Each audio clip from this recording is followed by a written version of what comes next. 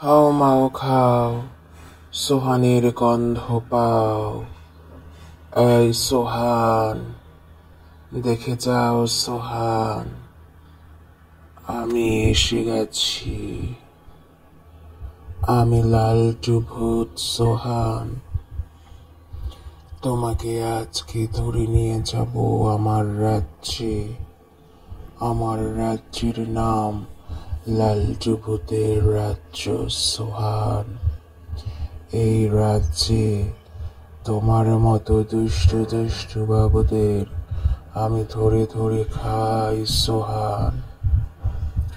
তুমি অনেক দুষ্ট হয়ে গেছো সোহান, তাই লালটু ভূত তোমাকে আজকে ধরে নিয়ে যাবে সোহান। তোমার বাবা মা আমাকে সব বলেছে সোহান।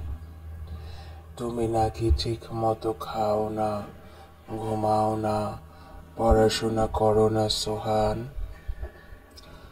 আমাকে সবাই বলেছে তুমি অনেক দুষ্ট হয়ে গেছো। এগুলো কি সব সত্যি কথা সোহান? তুমি যদি ঠিক মতো না খাও তাহলে তো বড় হতে পারবে না সোহান। মাথায় কোনো বুদ্ধি হবে না তোমার। সবাই বলবে সোহান বোকা, সোহান বোকা। এটা শুনে তোমার কেমন লাগবে বলো তো? তোমার সব বন্ধুরা বেশি বেশি করে খেয়ে তারা তো অনেক তাড়াতাড়ি বড় হয়ে যাবে সোহান।